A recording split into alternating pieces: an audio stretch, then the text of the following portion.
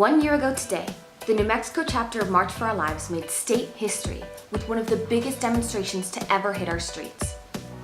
Around 10,000 New Mexicans showed up to the Albuquerque March, and thousands more to marches across the state to show legislators that we've had enough of our abnormally high gun violence rates and abnormally lax gun control laws. Here's what's happened since then. On April 7, 2018, 2 weeks after the march, our team of Fight for Our Lives students from across the state held a town hall and community forum. Our youth discussed school safety and gun violence issues with state legislators, gubernatorial candidates, congressional candidates, and the Albuquerque police chief.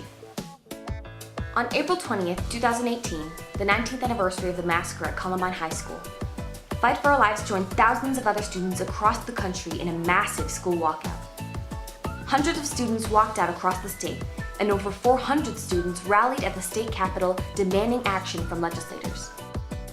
Also on April 20th, Fight for Our Lives held our first meeting with former U.S. Congresswoman, now Governor, Michelle Lujan Grisham. We discussed various options to combat gun violence in New Mexico, such as more youth employment opportunities, tighter regulations on the private sales of firearms, and more therapists and counselors in our schools. On May 19th, 2018, Fight for Our Lives hosted a candlelight vigil for the community to mourn yet another school shooting in Santa Fe, Texas, where 10 people were shot and killed. On May 30th, Fight for Our Lives students organized a rally and sit-in at Albuquerque Public Schools headquarters, protesting the APS's acceptance of National Rifle Association funding. APS is one of the largest school districts in America and had accepted over $126,000 from the NRA that went toward programs like JROTC. On July 11, 2018, the March for Our Lives national organizers visited Albuquerque as part of their Road to Change campaign to encourage young people to participate in the 2018 midterm elections. Over 200 community members came out for an afternoon of barbecue, ice cream, and voter registration. On September 23, 2018, our student activists organized a protest of the NRA-hosted National Police Shooting Championship, which had been held in Albuquerque for the past 10 years. Our students chanted from ladders, closed off street access to the hosting hotel, and dropped banners inside the hotel for the NPSC competitors to see. Fight for Our Lives ally Mayor Tim Keller announced that Albuquerque would no longer be hosting the NRA event. On January 20th, 2019, Fight for Our Lives partnered with New Mexico Women's March to host the 2019 New Mexico Women's March. Over 5,000 New Mexicans came to show support for women's rights and gender equality. Fight for Our Lives student speakers expressed the need for gun control reform in a state with high rates of domestic violence against women. On February 21st, 2019, Fight for Our Lives met with Congresswoman Deb Haaland. Our newly elected Congresswoman made her support for Fight for Our Lives clear. We're honored to have such a strong ally fighting for us in D.C.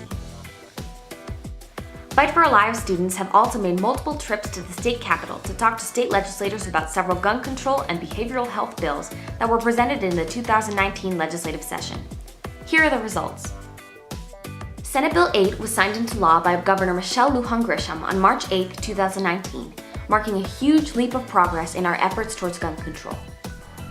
SB 8 affirms that all gun sales in New Mexico require a background check. Senate Bill 147 has passed and is waiting to be signed into law. SB 147 establishes new requirements for school evacuation, shelter-in-place, and active shooter drills so that schools can be better prepared to handle these dangerous situations. This shows initiative and awareness of the need to take action to make our schools safer. House Bill 43 is passed and awaiting signature. This bill relates to behavioral health and creates programs for incarcerated and previously incarcerated individuals so that they can get supportive housing, medical assistance, public assistance, behavioral health treatment, and employment training. This bill is aimed at reducing recidivism, an important and positive initiative for a state with a rising prison population. Senate Bill 128 is also a behavioral health bill. This bill will increase funding for behavioral health clinics across the state. Although we're proud of New Mexicans for showing their undying dedication to our cause, and of government officials that have demonstrated their strong alignment with Fight for Our Lives, like Congresswoman Deb Haaland and Governor Michelle Lujan Grisham, we can't help but feel like more could have been accomplished by our legislation after a year of showing them that we demand action. Of the 13 bills in the legislative session that would have expanded common sense gun control, school safety, and behavioral health care, only 4 passed. We, the students, are extremely disappointed in our legislators for letting us down, despite hearing not only our voices, their children, but the voices of children across the nation. We need your help in this war against apathy and corruption. Fight for Our Lives is the official New Mexico State chapter of March for Our Lives, and we're always looking for new members. If you're interested in joining or becoming an adult ally, follow our social media or join the Remind. Text @FFOLA to 81010. We'll see you in the streets.